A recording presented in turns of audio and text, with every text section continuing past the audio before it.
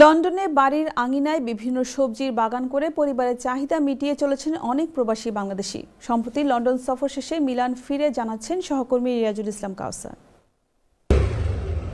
বিলেতে প্রবাসী বাংলাদেশি পুরুষের পাশাপাশি নারীরাও বাড়ির আঙিনায় কৃষি বাগান করে মিটাচ্ছে পরিবারের সবজির চাহিদা।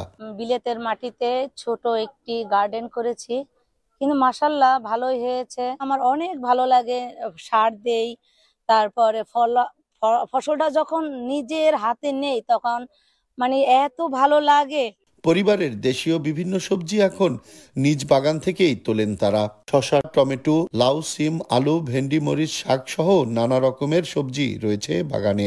নিজেদের চাহিদা পূরণের পাশাপাশি আত্মীয় স্বজন বন্ধুদেরকেও উপহার হিসেবে দেন নিজ বাগানের সবজি।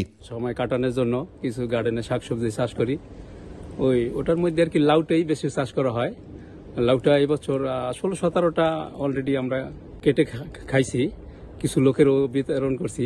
শাক চাষ করছি, চাইনিজ পটল আছে, তারপর কুমড়া আছে, কুমড়াও হয়েছে, আরো দেশি মরিচ আছে। যাদের গার্ডেন আছে তাও অবসর সময় এটা ব্যয় করবেন এবং গার্ডেনে শাকসবজি, তাজা শাকসবজি নিজের হাতে চাষ করিয়া খাইবেন। বাড়ির আঙিনায় এসব সবজির বাগানের মাধ্যমে যেমনি নিজ পরিবারের দৈনন্দিন সবুজ সবজির চাহিদা মেটে, তেমনি অর্থের হয় সাশ্রয়, এমন বললেন উদ্যোক্তারা। তাই তো দেশের রেমিটেন্স প্রবাহ বৃদ্ধির লক্ষ্যে নিজ বাড়ির আঙিনায় সকলকে ছোট্ট করে বাগান করার আহ্বান তাদের। বিলেতের মাটিতেও প্রবাসী বাংলাদেশিরা সবজির বাগান গড়ে তুলেছে বাড়ির আঙিনায়, যার মাধ্যমে চাহিদা পূরণ হয় পরিবারের।